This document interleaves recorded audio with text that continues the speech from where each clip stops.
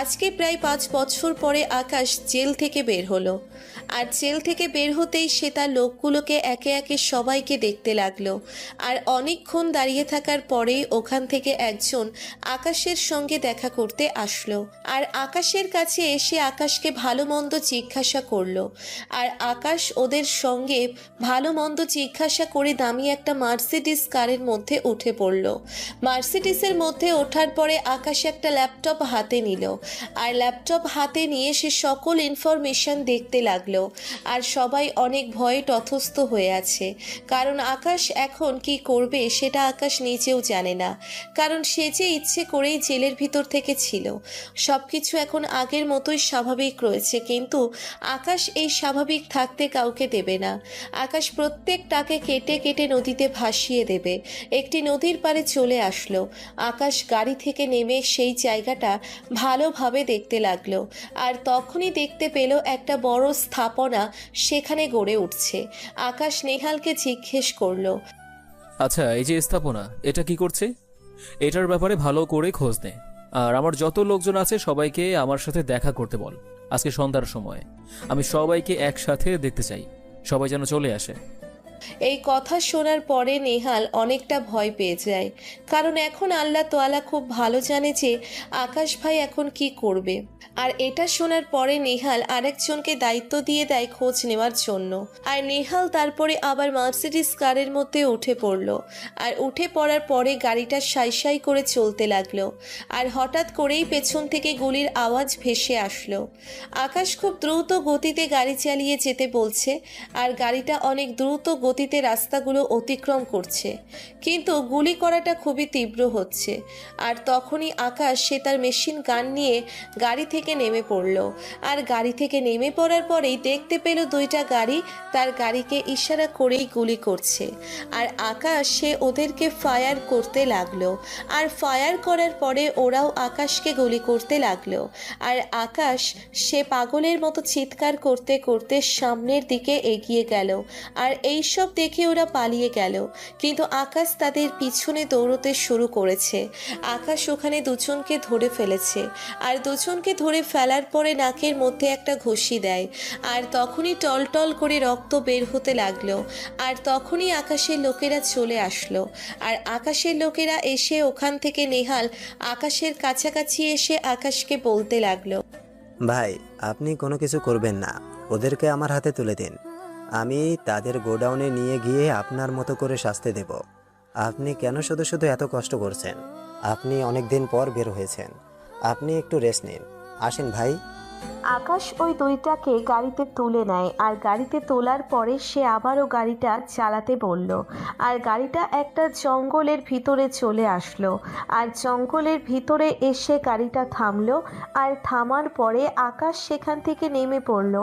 আর আকাশ সেখান থেকে নেমে পড়ার পরে সে দেখতে পেল গাড়িটা পেছনে কিছুটা ক্ষতি হয়েছে। আর তখন আর কিচ্ছু না বলে সে ভিতরে চলে আসে। আর ভিতরে আসার পরে আকাশ ফ্রেশ হয়ে নেয়। আর ফ্রেশ হবার পরে সে চেয়ার টেবিলের মধ্যে বসে পড়ে। আর তার সামনে ওই দুইটা ছেলেকে রাখা হয়। আর রাখার পরে আকাশ ওদের দিকে এক ধ্যানে তাকিয়ে আছে। আর কিছুক্ষণ পরেই নেহাল আকাশের জন্য কফি নিয়ে আসলো। আর কফি নিয়ে আসার পরে আকাশ কফিটা খেতে লাগলো। আর কফিটা খাবার পরেই আকাশ চেয়ার থেকে উঠে ওদের সামনে যায়। আর সামনে যাওয়ার পরে এক লাথি মেরে ওদেরকে মাটিতে ফেলে দেয়। ওরা হাঁটু গেড়ে বসেছিল। আকাশ লাথি মেরে ফেলে দেওয়ার পর একটা ছেলের গলায় পা দিয়ে সেখানে দাঁড়িয়ে থাকে। আর এটা দেখে বাকি সবাই ভয় পেয়ে যায়, কারণ আকাশ সে আবারও যদি আগের রূপে ফিরে আসে তাহলে একটারও অস্তিত্ব থাকবে না। আর আকাশ এভাবে 2 মিনিট দাঁড়িয়ে থাকার পরেই ছেলেটা ছটফট করতে করতে মারা গেল। আর ছেলেটা মারা যাওয়ার পরে অন্য ছেলেটা সে ভয়ের কারণে সেখানেই প্রস্রাব করে দিয়েছে। আকাশ আবারও গিয়ে ছেলেটার সামনে দাঁড়ালো, আর ছেলেটার সামনে দাঁড়ানোর পরে ছেলেটা ভয়ে ভয়ে আকাশের দিকে তাকিয়ে আছে। আর তখন আকাশ আবারও ছেলেটাকে একটি লাথি মারলো, আর লাথি মারার পরে আকাশ সে তার ছুরিটা হাতে নিল, আর ছুরিটা হাতে নেওয়ার পরে সে তার গলাটা কেটে ফেললো। আর গলাটা কেটে ফেলার পরে সে কাটা মুরগির মতো ছটফট করতে লাগলো। তারপর আকাশ দুই হাতের কবজি পর্যন্ত কেটে ফেললো, আর কেটে ফেলার পরে সবাই ভয়ে তটস্থ হয়ে আছে, আর রক্ত পুরো জায়গাটা ভেসে যাচ্ছে। আর আকাশ এটা দেখে পাগলের মতো হাসছে। আকাশ এটা করার পরে সোজা রুমে চলে আসে, আর রুমে আসার পরে সে ফ্রেশ হয়ে শুয়ে পড়লো। আর শুয়ে পড়ার পরে ভাবতে লাগলো তার পিছনে যারা এগুলো করছে তাদের শাস্তি দেবে। জেলে থেকে সে নিজেকে এমনভাবে তৈরি করেছে। আকাশ এসব ভাবতে ভাবতে কখন সে ঘুমিয়ে গেল সেটা আকাশ নিজেও টের পেল না। আর ঘুম থেকে ওঠার পরে দেখতে পেল সন্ধ্যা হয়ে গেছে। আকাশ সন্ধ্যাবেলায় সে উঠে খাবার খেয়ে নিল, আর খাবার খাওয়ার পরে সে যথারীতি তার লোকজনের সামনে গেল, আর দেখতে পেল শত শত লোক তার সামনে দাঁড়িয়ে আছে। পুরো জঙ্গলটা ভরে গেছে তার আকাশের চারপাশটা ওদেরকে দেখতে লাগলো। আর কিছুক্ষণ এভাবেই হাঁটাহাঁটি করার পরেই আকাশ সবার সামনে চেয়ার নিয়ে বসে পড়ল। আর চেয়ার নিয়ে বসে পড়ার পরে আকাশ বলতে লাগলো, আমার কথাটা তোরা ভালোভাবে শুনে নে। আমি একবার যা বলি সেটা ভালোভাবে মাথায় ঢুকিয়ে নে। আমার সঙ্গে যারা যারা বেইমানি করেছে, আমার পেছনে যারা ছিল, তাদের সবাইকে আমি আমার আদালতে নিয়ে এসে মারব। আর তোদের মধ্যে যদি কেউ আমার খবর অন্য জায়গায় পাচার করিস এবং সেটা যদি আমি জানতে পারি, তাহলে তোদেরকে নিশ্চিহ্ন করে দেব। তোরা ভাবতেও পারবে না আমি কতটা ভয়ঙ্কর। কেউ বেইমানি করবে না, আর তোরা আমার কোনো কিছুই করতে পারবে না। তাই আমার সঙ্গে লাগতে আসিস না। আমি যদি একবার খেপে যাই তাহলে তোদের অবস্থা অনেক খারাপ হয়ে যাবে। তোরা পৃথিবীর যে কোনো জায়গায় থাকিস না কেন, আমি সেটাকে খুঁজে বের করে মারব। তখনই নেহাল একটা মেয়েকে ধরে নিয়ে আসলো। মেয়েটার পিছনে হাত বেঁধে রেখেছে। মেয়েটাকে নিয়ে আসার পরে আকাশের পায়ের কাছে ফেলে দেয়। আর পায়ের কাছে ফেলে দেওয়ার পরেই আকাশ মেয়েটার দিকে তাকিয়ে থাকলো। আর মেয়েটার দিকে তাকিয়ে থাকার পরে মেয়েটাকে সে মুখ খুলে দেয়। আর মুখ খুলে দেওয়ার পরে মেয়েটা তার কাছে মাপ চাইতে লাগলো। আর তখনই নেহাল বলতে লাগলো, ভাই, এই মেয়েটা সেদিন আপনার পেছন থেকে গুলি করেছে, কিন্তু আফসোস মেয়েটা গুলি লাগাতে পারেনি। এই মেয়েটা কার কথায় গুলিটা চালিয়েছিল আমি এখনও জানতে পারলাম না। মেয়েটাকে অনেকবার জিজ্ঞেস করেছি, অনেক কিছুই করেছি, কিন্তু মেয়েটা কোনো কিছুই বলতে চাচ্ছে না। সে কার হয়ে কাজ করে, কোথা থেকে এসেছে, সে কোনো কিছুই বলতে পারছে না। ভাই, আপনি বিষয়টা দেখেন। তারপরেই আকাশ চেয়ার থেকে উঠে পড়ল। আর চেয়ার থেকে উঠে পড়ার পরে সে মেয়েটার চারিদিকে ঘুরতে লাগলো। আর মেয়েটাও কিছুটা ভয় পেয়ে গেল। আর এভাবে চারপাশে ঘুরে ফেরার করার পরে আকাশ আবারও চেয়ারে বসে পড়ল। আর চেয়ারে বসে পড়ার পরে আকাশ একটা সিগারেট জ্বাললো। আর সিগারেট খাচ্ছে আকাশ। তখন সিগারেট খেতে খেতে মেয়েটাকে জিজ্ঞেস করলো, আজকে থেকে 5 বছর 2 মাস আগে তোর সঙ্গে আমার মনে হয় কোনো না কোনোভাবে দেখা হয়েছিল। তুই আমাকে শপিং মলের মধ্যে গুলি করেছিলি। এখন বল, তুই কার কথায় গুলি করেছিলি? কে তোকে সে সময় পাঠিয়েছিল? তুই গুলি করার পরেই আমি 2 মাস পরে জেলে যাই। তাহলে এখন সবকিছু খুলে বল। আমি তোকে ভালোই ভালোই জিজ্ঞেস করছি। যদি বলিস তাহলে ভালো, আর যদি না বলিস তাহলে তোর বেঁচে থাকার সিদ্ধান্তটা সেটা আমিই নেব। কোবরা কিং, বিশ্বাস করেন আমি এসবের কোনো কিছুই করতে চাইনি। ওরা আমাকে জোর করে এসব করিয়েছে। আর তাছাড়া আপনি অনেক খারাপ একজন লোক। আপনি আমার বোনকে হত্যা করেছেন আমার চোখের সামনে, কিন্তু আমি আড়াল থেকে সেগুলো নীরবে সহ্য করেছি। আমি কোনো কিচ্ছু বলতে পারিনি। ওরা আমাকে যতটা না শিখিয়ে দিয়েছিল, আমি নিজেই মন থেকে আপনাকে গুলি করতে চেয়েছিলাম, কিন্তু আমি আপনাকে মারতে পারিনি। সেদিন আপনি বেঁচে গিয়েছিলেন। এই কোবরা কিং কখনো কাউকে এমনি এমনি মারে না। তোকে মারার জন্য কোবরা কিং এর কাছে অনেক কারণ আছে, আর এই কারণগুলো প্রমাণ হলেই সে তোকে মেরে ফেলবে। বুঝতে পেরেছিস? এখন তুই বল, তোর বোনের নাম কি? আর তোর বোন আমার সঙ্গে অন্যায় করেছিল বলেই কিন্তু আমি তাকে মেরেছিলাম। সবকিছু খুলে বল। আমার বোনের নাম জান্নাতুল নাইমা। সে ডিবিতে কাজ করত, কিন্তু আপনি তাকে নৃশংসভাবে হত্যা করেছেন। মানুষ এতটা পাষাণ কি করে হতে পারে? আপনার মধ্যে কি একটু মায়া দয়া নেই? আপনি কি মানুষ নাকি জানোয়ার? এই চুপ, আর একটা বাজে কথা বলবি না। এখন যদি বাজে কথা বলিস তাহলে তোকে এখানে মেরেই ফেলবো। আর কিভাবে মারবো এটা নিশ্চয়ই তুই ভালোভাবে জানিস। তোর বোন কি করেছে জানিস? তোর বোন ডিপিতে কাজ করে, সেটা আমার দেখার বিষয় নয়। সে দেশের জন্য কাজ করবে। সে দেশের জন্য কাজ না করে সে ডেভিল কিং এবং লেডি কুইনকে এর সাহায্য করছে। সকল কাজে ওসব লোকগুলোকে ছেড়ে দিয়েছে আর দেশের মধ্যেই ড্রাগস ঢোকার জন্য সাহায্য করেছে। তো এসব আমি কিভাবে নীরবে সহ্য করব বল? মারিয়া আর কোনো কথা বলল না। মারিয়ার চোখের পানি ছড়াচ্ছে আর এটা দেখে আকাশ অনেক হাসছে। কারণ আকাশ আজ পর্যন্ত যেসব কাজ করেছে এসবের মধ্যে একটাও ভুল হয়নি। সে কারণেই সবাইকে মেরে ফেলেছে আর এখনও অনেকজনকে মেরে ফেলার বাকি আছে। সবাইকে একটা একটা করে মারবে। সবাই আকাশের ক্ষমতা সম্পর্কে বুঝতে পারে। আকাশ মেয়েটাকে পরপর 2টা গুলি করে দিল আর মেয়েটা মারা গেল। আর এটা দেখে নেহাল অকৃত্রিম দৃষ্টিতে তাকিয়ে আছে। আকাশ ভালো করে বুঝতে পারছে নেহাল কি বলতে চাচ্ছে। আকাশ আবারও সবাইকে বলতে লাগলো, আমাদের এখন কত টাকার প্রয়োজন? আমরা চাইলে অনেকভাবে টাকা ম্যানেজ করতে পারি, কিন্তু আমরা ওই সব পথে যাব না। শহরের মধ্যে যারা শীর্ষস্থানীয় পদে আছে, শহরের বাইরেও যারা থাকে, সব জায়গায় আমার লোক পাঠিয়ে দেয়। আর যারা সমাজে বৃত্তশালী এবং আড়ালে নির্ভীতে তারা অসৎ কাজ করে থাকে, যাদের সঙ্গে ডেভিল কিং এবং লেডি কুইনের কানেকশন আছে, তাদের বাসায় যা। বাসায় যাওয়ার পরে রেড করার নাম করে সমস্ত টাকা আমার চাই আজকের মধ্যে, এখনই। আকাশের এসব কথা শোনার পরে সবাই তাড়াতাড়ি করে গাড়িতে করে চলে গেল। আর আকাশও গাড়িতে উঠে পড়ল। আর আকাশের সঙ্গে আরও 4 জন গাড়িতে উঠল। আর গাড়িটা সাই সাই করে যাচ্ছে। প্রায় 30 মিনিট গাড়িটা চলার পরে একটা বড় বাড়ির সামনে এসে থামলো। সেই বাড়ির সামনে থামার পর আকাশ গাড়ি থেকে নেমে পড়ল। আর গাড়ি থেকে নেমে পড়ার পর আকাশ ভিতরে যেতে লাগলো। এটা হচ্ছে মন্ত্রীর বাসভবন। সমস্ত গার্ড অফিসার তাকে দেখে সালাম দিচ্ছে। আকাশ ভিতরে চলে আসলো। আর ভিতরে এসে দেখলো মন্ত্রী কয়েকজনের সঙ্গে আলোচনা করছে। আর তখনই আকাশ সেখানে বসে পড়ল। আকাশ কোনো অনুমতি নেয়নি। আকাশ এভাবেই চলাফেরা করে।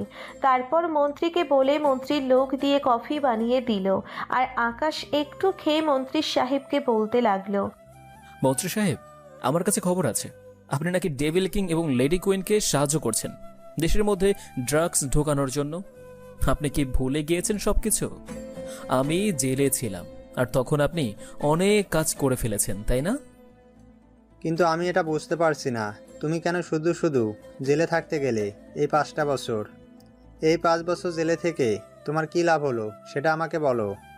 তুমি তো চাইলে সেদিন জেল থেকে বেরিয়ে আসতে পারতে, কারণ তোমার ক্ষমতা সম্পর্কে আমি খুব ভালোভাবে জানি। বিদেশেও তোমার কানেকশন রয়েছে। বিদেশের মাফিয়ারাও তোমার সঙ্গে ডিল করার জন্য বসে থাকে। তুমি কেন জেলে থাকতে গেলে? আমার এই বিষয়টা খুবই জানার প্রয়োজন। আর তোমার কি মনে হয় আমি ওদেরকে কোনো সাহায্য করছি? তুমি কি পাগল হয়ে গেছো? আমি ওদের সাহায্য করব? আমি লেডি কুইন এবং ডেভিল কিংকে খুঁজে বেড়াচ্ছি। সময় মতো সব কিছু আমি বের করে ফেলবো। সেখানে আপনার কোনো কাজ করতে হবে না। আপনার উপর যে দায়িত্বটা আছে না, আপনি সেটাই সঠিকভাবে পালন করুন। এরপর যদি দেখেছি যে আপনি কোনো বেআইনি কাজ করেছেন, তাহলে কিন্তু আপনার অবস্থা কি হবে সেটা বুঝতেই তো পারছেন। সকালবেলা পত্রিকায় নাম উঠে যাবে মন্ত্রী সাহেব নিখোঁজ। আকাশ, আমি তোমাকে একটা কথা বলতে চাই। আমার একটা ইচ্ছা আছে।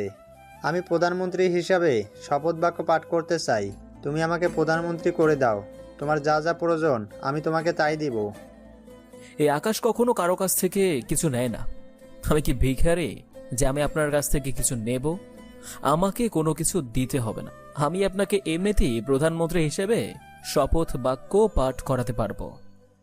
এভাবে আকাশ এবং মন্ত্রী কথা বলতে থাকে।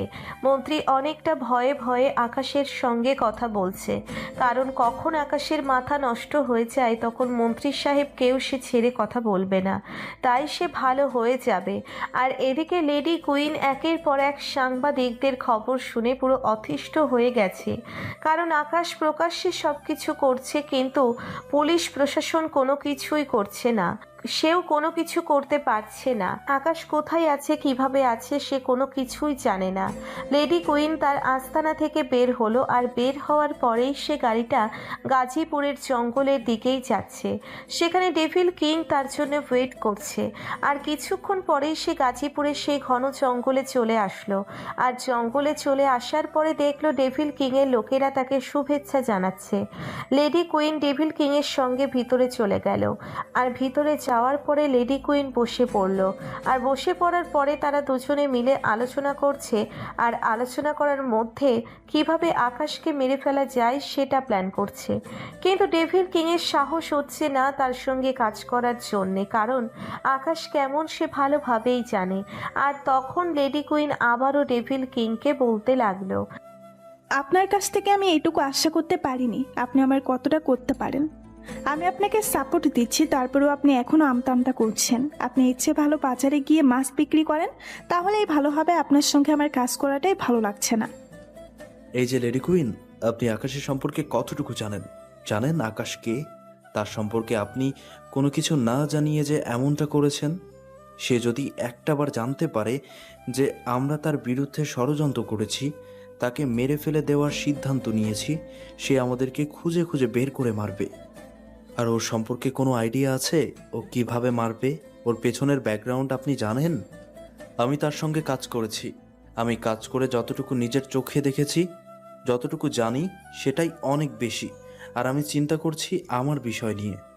আমি যে তার সঙ্গে বিশ্বাসঘাতকতা করে তাকে জেলের ভিতরে পাঠিয়ে দিয়েছিলাম, এখন সে আমাকে কি করবে এটাই চিন্তা করছি। আমার বৈদেশিক কোনো সাহায্যের প্রয়োজন। আপনি আমাকে কতটুকু সাপোর্ট দিতে পারবেন? আমি তোকে সমস্ত সাপোর্ট দিব। ও আমার অনেক ক্ষতি করে ফেলেছে। আমার সমস্ত জায়গা সে রেড করে সমস্ত কিছু শেষ করে দিয়েছে। আমি পুরো নিঃস্ব হয়ে গেছি। এই আকাশকে না মারা পর্যন্ত আমার শান্তি হবে না। এই আকাশ যেখানেই থাকুক না কেন, আমি তাকে খুঁজে খুঁজে বের করব। আপনি যদি আমার সঙ্গে বেইমানি করেন তাহলে সোজা আপনাকে উপরে পাঠিয়ে দিব। আপনি আমাকে ভালোভাবে চেনেন না।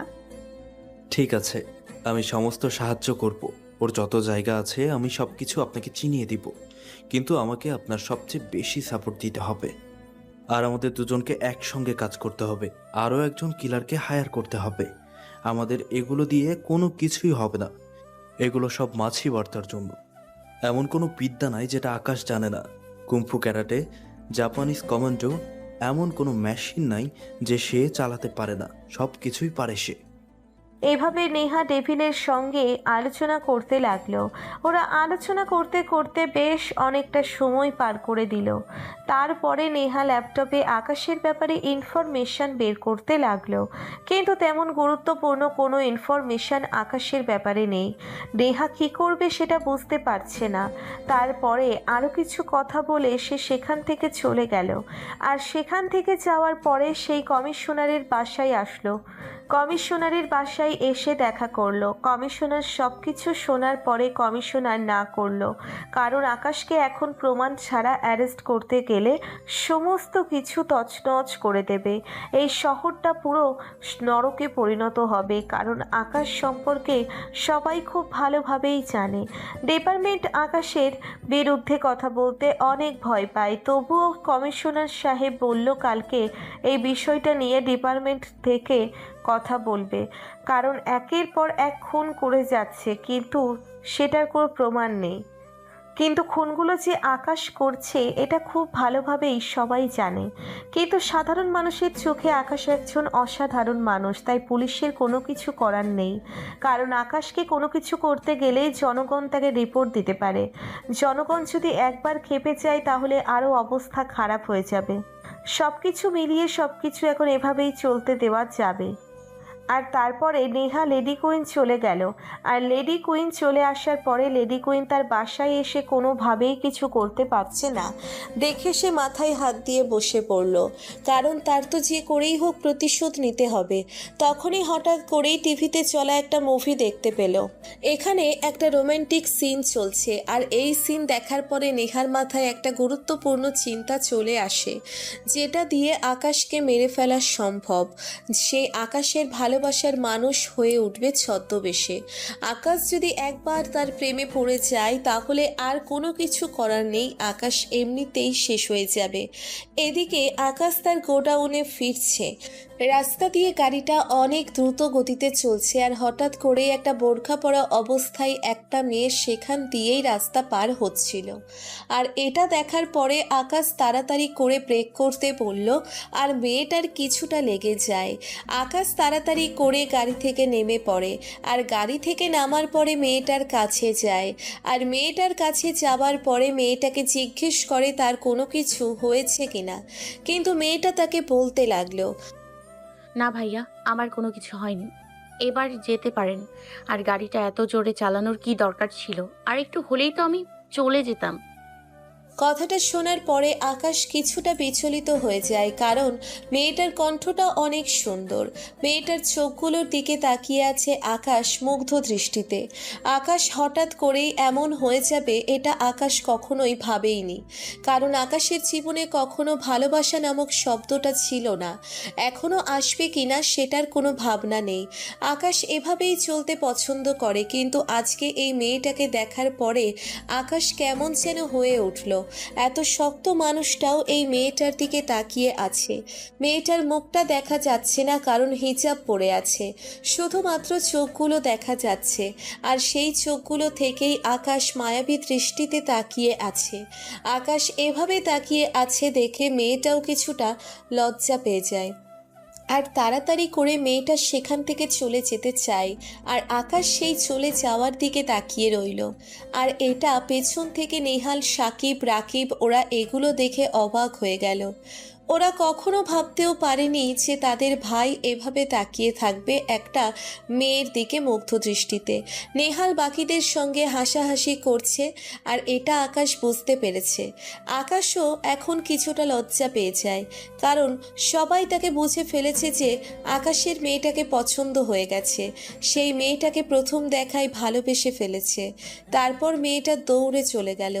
মেয়েটা চলে যাওয়ার পরে আকাশ সেখানে কিছুক্ষণ দাঁড়িয়ে থেকে গাড়িতে উঠে পড়ল, কারণ এখন কোনো কিছুই দেখা যাচ্ছে না। আকাশ গাড়িটা আবারও দ্রুত গতিতে চলা শুরু করেছে। আর কিছুক্ষণ পরেই আকাশ মোবাইলটা রেখে নেহালকে বলতে লাগলো এই মেয়েটার ব্যাপারে খোঁজ নেওয়ার জন্য। আর এটা বলার পরেই সবাই হাসতে শুরু করলো। আকাশ ধমক দিল সবাইকে, আর সবাই চুপ হয়ে গেল, কিন্তু আবার পরক্ষণেই হাসতে লাগলো। আর এটা আকাশ দেখে আকাশ নিজেও হাসতে লাগলো। অনেক দিন পরে আকাশ সেই মন খুলে হাসতে পেরেছে, এটাই অনেক বেশি। আর আকাশকে হাসতে দেখে সবার মনটা অনেক ভালো হয়ে গেল, কারণ সব সময় গম্ভীর ভয়ঙ্করভাবেই আকাশকে দেখা যায়, এইভাবে ফ্রিলিভাবে কখনোই দেখা যায় না। তারপরে আকাশ গোডাউনে চলে আসে। আর আকাশ গোডাউনে আসার পরে সে তার ল্যাপটপ নিয়ে বসলো। আর ল্যাপটপ নিয়ে বসার পরে সে কাজ করতে লাগলো। আর কিছুক্ষণ পরে নেহাল একটা ছবি নিয়ে আসলো, আর ছবিটা দেখিয়ে বলল এটা লেডি কুইনের ছবি। আকাশ এটা দেখার পরে ছবিটা গুগলে সার্চ করলো, আর গুগলে সার্চ করে কিছুটা তথ্য পেল, যেই তথ্যটা আকাশের জন্যেই অনেক কিছু। আর এভাবেই সময়টা পার হয়ে গেল। আর 2 ঘন্টা পরে তার লোকেরা সবাই চলে আসলো, ব্যাগ ভর্তি টাকা নিয়ে এসেছে। আর ওখান থেকে সব কিছু নেহাল বুঝে পাওয়ার পর নেহাল আকাশের কাছে চলে আসে, আর আকাশের কাছে এসে হিসাব দিতে থাকে। আর তখন নেহাল বলতে লাগলো, ভাই, আমরা প্রায় 40টির বেশির মতো বাসায় গিয়ে প্রায় 300 কোটি টাকা নিয়ে এসেছি। সবগুলো টাকাই অসৎ পথে উপার্জন করা। আর ওরা মনে হয় পুলিশকে কমপ্লেন করতে গেছে, কিন্তু পুলিশ এটার বিরুদ্ধে কোনো কথা বলবে না, কারণ পুলিশ নিজেও জানে এটা বেআইনি টাকা, যার জন্য আর কি কোনো কিছু হয়নি। অলরেডি সাংবাদিকরা বলতে শুরু করে দিয়েছে। শোন, এখন তোদের কাজ হলো যে ওই লোকগুলোকে ভালোভাবে খেয়াল রাখা। ওই লোকগুলো কার সঙ্গে কথা বলে, কোথায় যায়, সেগুলো আমার জানা প্রয়োজন। আমার যত লোক আছে সবাইকে ভালোভাবে খেয়াল রাখতে বলবি, আর আমাকে পরপর তথ্যগুলো জানাবি, বুঝতে পেরেছিস? আর অবশ্যই অবশ্যই তাদেরকে সাবধানে থাকতে বলবি, কারণ লেডি কুইন আর ডেভিল কিং ওরা দুজনেই কিন্তু এক হয়ে গিয়েছে আমাকে মারার জন্য। লেডি কুইন আমার বিরুদ্ধে প্ল্যান করেছে, এটা আমি খুব ভালোভাবেই বুঝতে পেরেছি। এখন যা তোরা, আমাকে একটু একা থাকতে দে। তারপরে নেহাল চলে গেল। আর নেহাল চলে যাওয়ার পরে আকাশ রুমে গিয়ে ফ্রেশ হয়ে নেয়। আর ফ্রেশ হবার পরে কিছুক্ষণ পরেই একজন এসে তাকে কফি দিয়ে গেল। আর কফি দিয়ে যাওয়ার পরে সে কফি খাচ্ছে। আর তখনই রাস্তায় সেই মেয়েটার কথা মনে পড়ল। মেয়েটা সত্যিই অসাধারণ, মেয়েটার প্রেমে পড়ে গেছে আকাশ। আর এভাবেই সময়টা পার হয়ে গেল। পরের দিন সকালবেলা ঘুম থেকে উঠে দেখে সাংবাদিকদের সেই ব্রেকিং নিউজ। এসব দেখতে দেখতে আকাশ পুরো বোরিং হয়ে গেছে। আকাশ ফ্রেশ হয়ে খাবার খেয়ে নেয়। আর খাবার খাওয়ার পরে তখনই দৌড়ে নেহাল চলে আসলো। আর নেহাল এসে আকাশের কাছে হাঁপাচ্ছে। আর তখনই আকাশ জিজ্ঞেস করলো কি হয়েছে। আর তখন নেহাল মেয়েটার ব্যাপারে বলতে লাগলো। ভাই, মেয়েটার আপন বলতে তেমন কেউই নেই, শুধুমাত্র একটা চাচা আছে, সে ঘরে পড়ে গেছে। মেয়েটা মাদ্রাসায় শিক্ষকতা করে। মেয়েটা অনেক ধার্মিক, আপনার জন্য অনেক পারফেক্ট হবে। নেহাল ঠিকানা দিয়ে চলে গেল। আর নেহাল ঠিকানা দিয়ে চলে যাবার পরে আকাশের অবস্থা খারাপ, কারণ সে যে করেই হোক মেয়েটার সঙ্গে দেখা করতে যাবে। আর যে ভাবা সেই কাজ। আকাশ তাড়াতাড়ি করে গাড়ি বের করলো। আর একাই সে গাড়ি নিয়ে চালাতে লাগলো। আর সেই ঠিকানার মতো চলে আসার পরে দেখলো একটি মাদ্রাসার সামনে এসে থামলো। আর মাদ্রাসার সামনে থামার পরে সে মাদ্রাসার ভিতরে যেতে চাইলো, কিন্তু দারোয়ান তাকে আটকে দিল। কিন্তু আকাশ রাগে দারোয়ানকে একটা থাপ্পড় মারল। আর থাপ্পড় মারার পরে দারোয়ান আর কোনো কথা বলতে পারল না। আর তখনই মেয়েটা চলে আসলো। মোহনা এসে রাগী দৃষ্টিতে আকাশের দিকে তাকিয়ে থাকে। আর আকাশ মাথা নিচু করে আছে। আর তখনই মেয়েটা আকাশকে বলতে লাগলো। এই যে কি ব্যাপার, আপনি এরকম অসভ্যতাম করছেন কেন?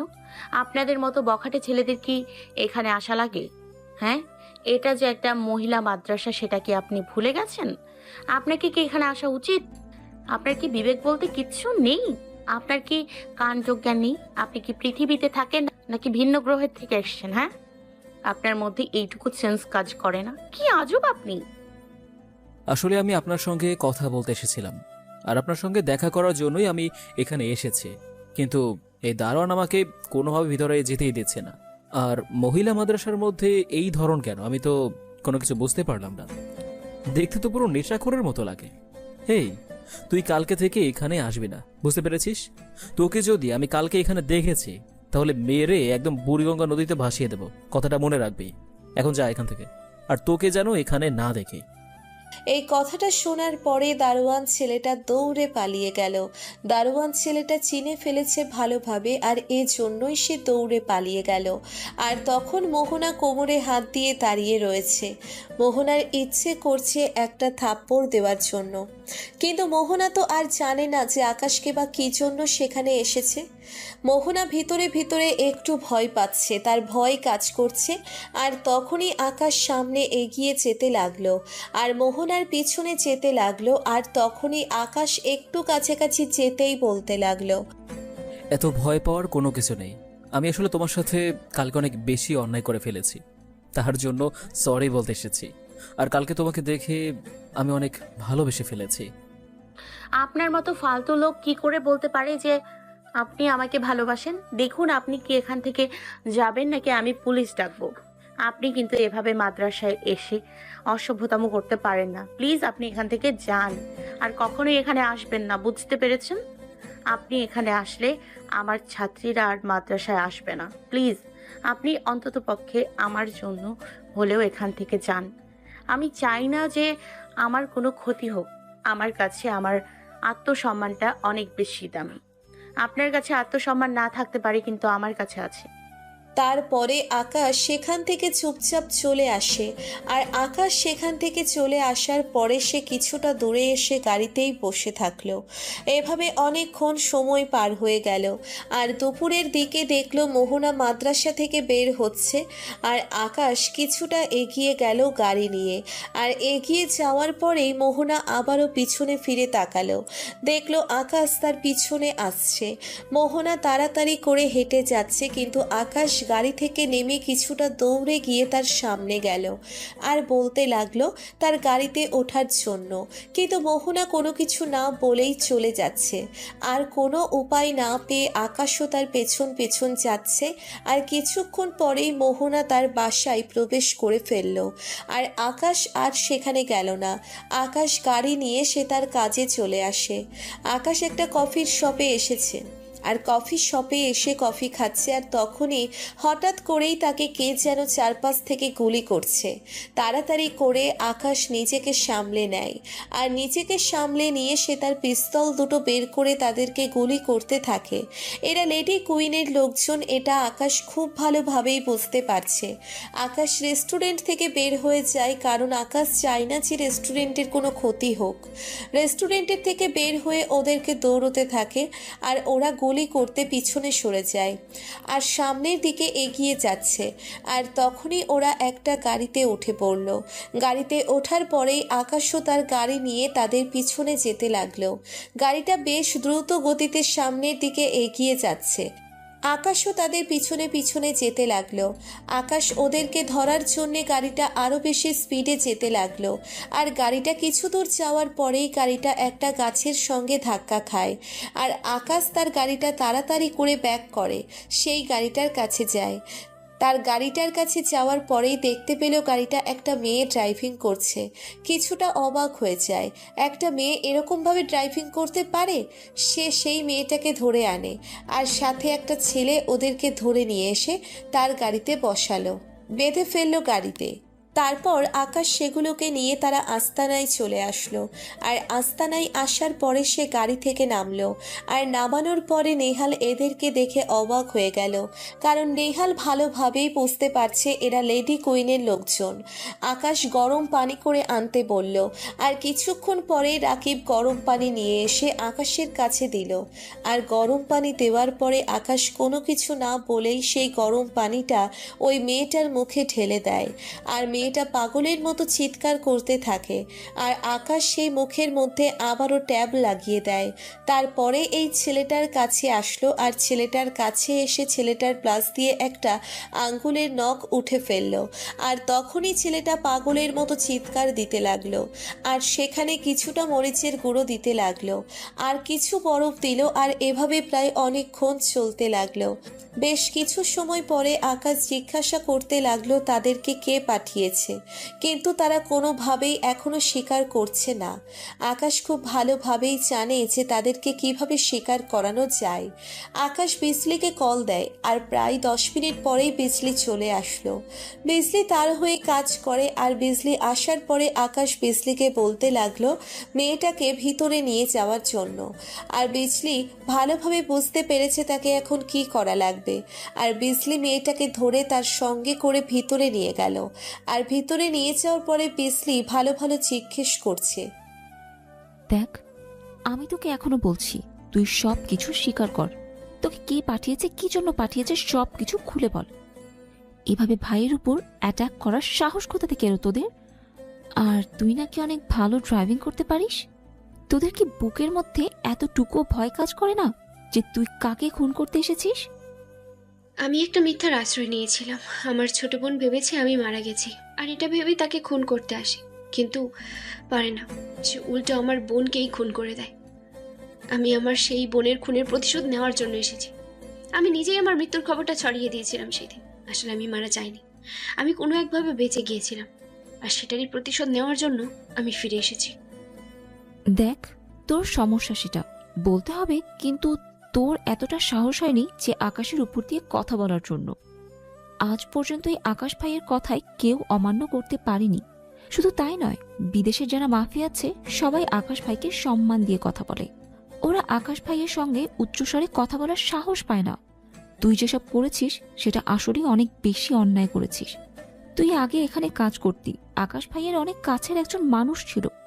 তোকে আকাশ ভাই নিজের বোনের মতো দেখতো, তোকে সব কিছু চিনিয়ে দিয়েছে, এসব রাস্তা। আর সেখানে তুই কিনা তার সাথে বেমানি করে জেলে পাঠিয়ে দিলি, ওদের সঙ্গে তা আবার ষড়যন্ত্র করে। তুই তো সেদিন বেঁচে গিয়েছিলি, কিন্তু আজকে তুই কখনোই বাঁচতে পারবি না। আমার বেঁচে থাকার কোনো ইচ্ছে নেই, কারণ আমি আমার মৃত্যু হাতে করে নিয়ে এসেছি। আমি জানি এখানে ধরা পড়লে আমাকে তোরা মেরে ফেলবি, তার জন্য আমি মৃত্যু হাতে করেই নিয়ে এসেছি। আমি এসব থেকে ভয় পাই না। আর আমি সেদিন ভুল করেছিলাম তোকে জেলে পাঠিয়ে দেওয়ার জন্য। এর চেয়ে ভালো মেরে ফেলতাম, সেটাই অনেক ভালো হতো। এত কাছাকাছি থাকার পরেও আমার মাথায় এটা আসেনি যে তোকে মেরে ফেললে ভালো হবে। জেলে পাঠিয়ে শুধু শুধু সময় নষ্ট করেছি। আর লেডি কুইন আর ডেভিল কিং, ওরা কখনো ছেড়ে দেবে না। আমি ওদের সাথে ষড়যন্ত্র করেই আমি এখানে এসেছি। তোরা কোনো কিছুই করতে পারবি না ওদের দুইজনকে। ওরা দুইজন আবারও এক হয়ে গেছে। এবার জেলে নয়, এবার সোজা কবরে পাঠাবে। ওই যে বললাম যে তোর অনেক সাহস আছে, কিন্তু তোর এই সাহসের কোনো মূল্য নেই। তুই এখন ভালোই ভালোই বল যে ওই ডাবিং কিং এবং লেডি কুইন এখন কোথায় আছে। ভালোভাবে বল, না হলে কিন্তু তোর অবস্থা খারাপ হয়ে যাবে। আমি নিজেই তোকে এখনই মেরে ফেলবো। আর ভাইয়ের অর্ডার কিন্তু আছে। কিন্তু নাইমা কোনোভাবেই কোনো কিছু স্বীকার করছে না। যখনই বিজলি তার হাতের আঙ্গুল কাটতে যাবে তখনই সেখানে আকাশ চলে আসে। আর আকাশ আসার পর আকাশ বলল তাকে এখনো বাঁচিয়ে রাখতে হবে। আকাশ 30 ডিগ্রি দেওয়ার জন্য বলল, আর বিজলি সে মতোই কাজ করতে লাগলো। আর আকাশ বাহিরে চলে আসে, আর বাহিরে এসে এসে কফি খেতে থাকে। আর ছেলেটার দিকে তাকিয়ে আছে, আর ছেলেটাকে জিজ্ঞেস করলো, কিন্তু ছেলেটা কোনো কিছু বলল না। তারপরে ছেলেটার গোপনাঙ্গ কেটে দেয়, আর গোপনাঙ্গ কেটে দেওয়ার পরে ছেলেটার ওখান দিয়ে রক্ত বের হতে থাকে। তখন ছেলেটা ছটফট করতে করতে মারা যায়। তারপর আকাশ নেহালকে ডাক দিল, আর নেহালকে ডাক দেওয়ার পরে বলল লাশটাকে সেই নদীতে ভাসিয়ে দেওয়ার জন্য। নেহাল সেই অনুযায়ী কাজ করতে লাগলো। আর এদিকে বিজলি নাইমাকে ছেড়ে দিল।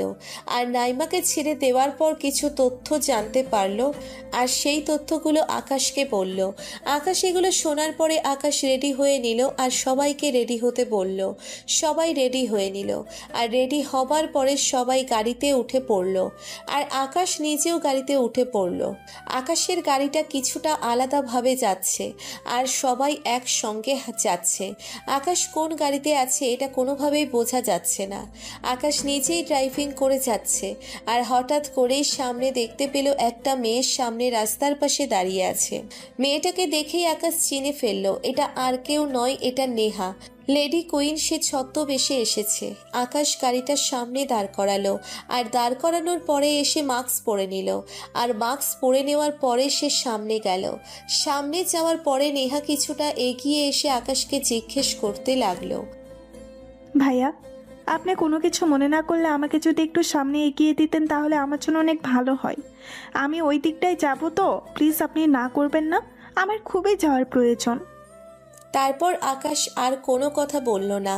আকাশ বলল ওঠার জন্য, আর নেহা গাড়িতে উঠে পড়ল। আর গাড়িতে ওঠার পরেই সে কিছুটা অসুস্থ ফিল করছে। তার কিছুটা ভয় হচ্ছে, বারবার কিছুটা আনন্দ হচ্ছে, কারণ সে তার নিজের হাতে আকাশকে মারতে পারবে। আকাশ সে তার নিজের মতো করে ড্রাইভিং করে যাচ্ছে। আকাশ খুব ভালো করে বুঝতে পারছে সামনে তার জন্য কি অপেক্ষা করছে। আকাশ ড্রাইভিং করতে লাগলো, আর এভাবেই বেশ অনেকটা সময় পার হয়ে গেল। আর ওদিকে পুলিশ প্রশাসন সকলেই নিস্তব্ধ হয়ে বসে আছে। তাদের কোনো কিছু করার নেই, কারণ আকাশকে থামানোর মতো কেউ নেই। আকাশ যখন যেটা চাইবে তখন সেটা হতেই হবে, না হলে সব কিছু শেষ করে দেবে। ওদিকে প্রায় 40 জনের মতো বাসা থেকে যে টাকাগুলো রেড করে আনা হয়েছিল সেগুলোর ব্যাপারে তদন্ত চলছে, কিন্তু তদন্ত চললেও তেমন একটা গুরুত্ব দেওয়া হচ্ছে না, কারণ সবাই জানে যে এটা আকাশ নিয়েছে।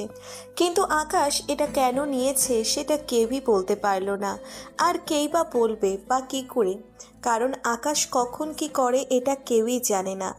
আকাশ তার নিজের মতো করে চলে। আকাশ সেই গাড়ি চালিয়ে যাচ্ছে আর এদিকে নেহা মোবাইলে কাউকে যেন মেসেজ পাঠিয়ে দিল। আকাশ কিছু দূর সামনে আসার পরে দেখতে পেল অনেকগুলো ছেলে সামনে দাঁড়িয়ে আছে, সবার হাতে মেশিন গান রয়েছে। আর তখনই পেছন থেকে নেহা আকাশের উপর পিস্তল তাক করলো। আর পিস্তল তাক করে আকাশকে সে বলতে লাগলো, কি রে, তুই কি মনে করেছিস তুই একাই সব কিছু করতে পারিস আর আমরা কি বসে বসে আঙুল চুষবো? তোকে আমি এই দিনটা এভাবে আনার জন্য কতটা কষ্ট করতে হয়েছে সেটা তুই জানিস? আর তুই কি মনে করেছিস তুই একাই শক্তিশালী একটা ব্যক্তি, তুই যা ইচ্ছা তাই করতে পারবি? পুরো রাজত্ব তোকে দিয়ে দেব। এই আন্ডারওয়ার্ল্ডে আমি রাজত্ব করতে চাই, তোর কোনো অস্তিত্ব আমি রাখবো না। আমি তো শুধুমাত্র তোর বাবা মাকে মেরেছি, তোর পরিবারকে শেষ করেছি, কিন্তু সেদিন তুই বেঁচে গিয়েছিলি, তারপরেও জেলে পাঠিয়েছি। ভেবেছিলাম ওখানে তোর যাবজ্জীবন কারাদণ্ড হয়ে যাবে, কিন্তু সেটাও হলো না। এত কিছু করার পরেও যেহেতু কোনো কিছু হয়নি, তাহলে এখন তোকে কি করে ছেড়ে দেই? এখন তোকে মরতে হবে। এখন বল, টাকাগুলো কোথায় রেখেছিস? যেগুলো রেড করার নাম করে নিয়েছিস সবগুলো কিন্তু আমার টাকা। আমার টাকাগুলো আমাকে ফেরত দিয়ে দে। তো আমাকে কি পাগল মনে হয় যে আমি তোর টাকা ফিরিয়ে দেব? হ্যাঁ, এগুলো তোর টাকা নয়, এগুলো জনগণের টাকা। আমি জনগণের টাকা জনগণকে ফিরিয়ে দেব। আর তুই এতটা নিকৃষ্ট একটা মানুষ যেটা আর বলা লাগে না। তোর হাতে যদি আন্ডারওয়ার্ল্ডের পুরো দায়িত্বটা পড়ে যায়, তাহলে তুই পুরো আন্ডারওয়ার্ল্ডে মানুষের কোনো অস্তিত্ব থাকবে না, সবগুলো অমানুষ হয়ে যাবে। দেশের অবস্থা কি হবে সেটা তো একমাত্র আমিই জানি। তুই আমার জায়গায় কখনোই নিতে পারবি না, এতে তুই যা ইচ্ছা করতে পারিস। আমি তোকে এখনো ভালোভাবে বলছি, তুই টাকাগুলো ফিরিয়ে দে। অনেকগুলো টাকা, এখানে 1 থেকে 2 টাকার খেলা নয়, এখানে কোটি কোটি টাকার খেলা। তুই আমার টাকা আমাকে ফিরিয়ে দে, আর না হলে কিন্তু অবস্থা কি হবে এটা তুই এখনো চিন্তা করতে পারছিস না। তুই মানুষকে এতটা নিঃসঙ্গভাবে হত্যা করেছিস, এখন তুই নিজেই এভাবেই মরবি। আমি তোকে এভাবে মারবো, তোর স্টাইলেই মারবো। তোর কি মনে হয় আমি তোকে চিনতে পারিনি? যদি আমি তোকে নাই চিনতে পারতাম তাহলে আমি তোকে আমার গাড়িতে তুলতাম? তোর কি মনে হয় আমাকে সামনে পিছনে সব দিক থেকে ঘিরে ফেললেই তোরা আমাকে মেরে ফেলতে পারবি? এই আকাশ যদি না চায় কখনোই মারতে পারবি না, শুধু একমাত্র আল্লাহ ছাড়া আর কেউ পারবে না। সাহস আছে কি নেই সেটা এখনই বুঝতে পারবি। সোজা গাড়ি চালিয়ে যাবি, কোনো চালাকি করার চেষ্টা করবি না। যদি চালাকি করার চেষ্টা করিস তাহলে তো বুঝতেই পারছিস কি করব। সরাসরি গাড়ি চালা। আকাশ গাড়ি চালাতে লাগলো আর গাড়িটা এমনভাবে চালাতে শুরু করলো যে নেহা কোনোভাবেই পিস্তলটা ভালোভাবে রাখতে পারলো না। নেহা সেই সিটের মধ্যেই ভালোভাবে বসতে পারছে না, এদিক থেকে ওদিক যাচ্ছে আর গাড়িটা চালাতে চালাতে একটা জায়গায় এসে থামলো। আর আকাশ গাড়ি থেকে নেমে পড়ল। আর গাড়ি থেকে নেমে পড়ার পরেই চারিদিক থেকে সবাই তাকে ঘিরে ফেললো। আর ঘিরে ফেলার পর নেহা গাড়ি থেকে নামলো। আর গাড়ি থেকে নামার পরে নেহা একটা হকি স্টিক দিয়ে আকাশের পায়ে বাড়ি মারে। আর মারার পরে আকাশ সেখানেই দাঁড়িয়ে থাকে। আর তখনই নেহা আবারও বলতে থাকে, বল, টাকাগুলো কোথায় রেখেছিস? আর আন্ডারওয়ার্ল্ড আমাকে দিবি কিনা? ভালোই ভালোই বলছে আন্ডারওয়ার্ল্ডের সমস্ত দায়িত্ব আমাকে দিয়ে দে। তুই এটা থেকেই রিজাইন কর, আমি দেশে বিদেশে আমার চক্র সরিয়ে দেব। এত সাহস যে আমার জায়গাটা নিয়ে তুই আমার জায়গা থেকে সমস্ত কিছুর নিয়ন্ত্রণ করবি? এত কিছু তোকে করতে দেব আমি? আমার পুরো ফ্যামিলিকে তুই মেরেছিস, তোকে কি আমি এমনি এমনি ছেড়ে দেব? আরে আমরা ফ্যামিলিগত আন্ডারওয়ার্ল্ডের রাজত্ব করে আসছি। আমার বাবা রাজত্ব করেছে, আমার বড় ভাই রাজত্ব করেছে, আর এখন আমি রাজত্ব করছি, বুঝতে পেরেছিস? পুরো রক্ত শরীরে বইছে। আকাশ পিস্তল নিয়ে চারিদিক থেকে গুলি করতে থাকে। আর চারদিকে গুলি করার সময় সবাই কিছুটা দূরে গিয়ে আকাশকে গুলি করতে থাকে। আর এভাবে অনেকক্ষণ গোলাগুলি চলার সময় দেখতে পেল যে ওরা কোনোভাবে আকাশের সঙ্গে পারছে না, কারণ আকাশ একাই সবাইকে মেরে চলেছে। আর হঠাৎ করেই নেহা চিৎকার দিয়ে উঠল। আর নেহা চিৎকার দেওয়াতে আকাশ কিছুটা থেমে গেল। থেমে যাওয়ার পরেই হঠাৎ করে দেখতে পেল যে সেখানে মোহনা। মোহনাকে এই অবস্থায় দেখে আকাশ অবাক হয়ে গেল, কারণ হঠাৎ করে সে এখানে কিভাবে আসলো, ওরা তাকে কিভাবে চিনতে পারলো। তারপর নেহা মোহনাকে নিয়ে এগিয়ে আসলো। মোহনা অনেক ভয় পেয়ে আছে। মোহনার বোরখা ছিঁড়ে ফেলেছে এটা দেখার পরে আকাশ রাগে ফুসফুস করছে। আর তখনই নেহা আকাশের কাছে বলতে লাগলো, দেখ আমি কত বড় বোকা যে আমি এত বড় ভুল করে গেলাম। এর নাম হচ্ছে মোহনা। তুই তো ভালোভাবেই চিনিস, কারণ তোর তো পরাণের পরাণ। তুই তো তাকে ছাড়া একদমই চলতে পারিস না। তোর জীবন সঙ্গী। দেখ মেয়েটা কত কষ্ট পাচ্ছে। মেয়েটা অনেক ধার্মিক রে। মেয়েটা এসবের মধ্যে কখনোই আসতে চায় না। শুধু শুধু কেন মেয়েটাকে কষ্ট দিচ্ছিস? মেয়েটা এসব পছন্দ করে না। তুই এখনো কি এভাবে দাঁড়িয়ে থাকবি নাকি? তোর কাজ যেটা আছে সেটা করবি। মেয়েটা অনেক সহজ সরল, তাই আমি চাচ্ছি না যে মেয়েটাকে মেরে ফেলার জন্য, কারণ এমনিতেও মেয়েটার পরিচয় বলতে তেমন কেউই নেই তুই ছাড়া। দেখ, তোর সঙ্গে সব ঝামেলা হচ্ছে আমার। তুই মোহনাকে ছেড়ে দে। আমি তোর সব কথায় রাজি আছি। আমি তোকে সব কিছু লিখে দিচ্ছি, তুই সমস্ত আন্ডারওয়ার্ল্ড নিয়ে নে। তো প্লিজ মোহনাকে ছেড়ে দে। ওর কোনো দোষ নেই, ও একটা নিষ্পাপ। আপনি প্লিজ এরকমটা বলবেন না।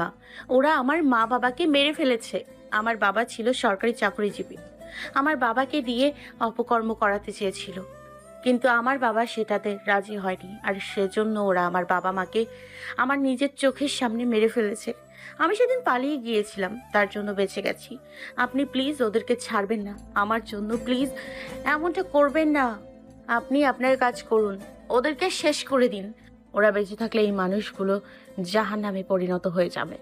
ক্ষুদ্রতম স্বার্থের জন্য বৃহৎ স্বার্থ ত্যাগ করবেন না।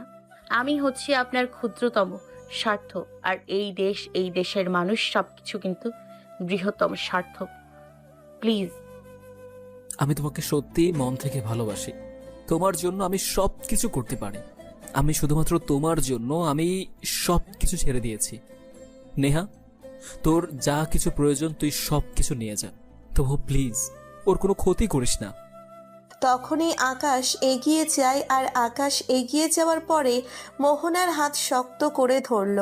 আর মোহনার হাত শক্ত করে ধরে ফেলার পরে মোহনা এক দৃষ্টিতে তার দিকে তাকিয়ে আছে। একটা মানুষ কতটা ভালোবাসলে এত কিছু ছেড়ে দিয়ে শুধুমাত্র তার হাত ধরতে পারে। মোহনা অবাক হয়ে তাকিয়ে আছে। মোহনা ভাবছে মানুষটা এতটা তাকে ভালোবাসে, ঠিক এমন একটা মানুষ সে এতদিন খুঁজেছিল। অবশেষে বিধাতা তার কপালে মিলিয়ে দিয়েছে। এটা ভেবেই মোহনার অন্যরকম ভালো লাগছে। মোহনাও ভালোবাসতে শুরু করে দিয়েছে। এদিকে সবাই আকাশকে নিয়ে ট্রল করা শুরু করে দিয়েছে। আর আকাশকে নিয়ে হাসাহাসি করা শুরু করে দিয়েছে।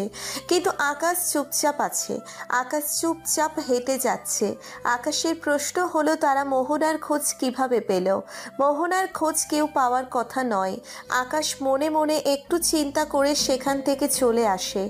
আকাশ মোহনাকে তার আস্তানায় নিয়ে আসে, আর আস্তানায় নিয়ে এসে একটা চেয়ারে বসে থাকে। মোহনা কিছুক্ষণ পরেই তার সামনে আসে, আর সামনে আসার পরে মোহনা তার নিজের হিজাবটা খুলে ফেলল। আর হিজাব খুলে ফেলার পরে আকাশের সামনে আসলো। আকাশ মোহনার দিকে একদৃষ্টিতে তাকিয়ে আছে। মোহনা অনেক সুন্দর, আর এটাই আকাশ উপভোগ করছে। আকাশ মোহনার দিকে একদৃষ্টিতে তাকিয়ে আছে। আর তখনই মোহনা বলতে লাগলো, আপনি আমার জন্য এত কিছু কেন করতে গেলেন? ওরা আপনাকে নিয়ে কিভাবে ট্রল করছে সেটা কি ভেবে দেখেছেন? এখন আপনি জানেন ওরা কি করবে। ওরা আন্ডারওয়ার্ল্ড পাল্টে দিয়ে সমস্ত কিছু শেষ করে দেবে এতদিনের তিল তিল করে গড়ে তোলা এই আন্ডারওয়ার্ল্ড। কিন্তু আকাশ এই কথার কোনো প্রতিউত্তর দিল না। আকাশ তো মোহনার জন্যে সব কিছু মেনে নিয়েছে। মোহনা আকাশের মাথায় হাত বুলিয়ে দিল, আর তখনই আকাশ সেখানেই ঘুমিয়ে গেল। তারপরে কোনো উপায় না পেয়ে মোহনা অনেক কষ্ট করে তাকে নিয়ে রুমে নিয়ে শুইয়ে দেয়। আর রুমে শুয়ে দেওয়ার পরেই আকাশ ঘুমের মধ্যে মোহনাকে শক্ত করে জড়িয়ে ধরে।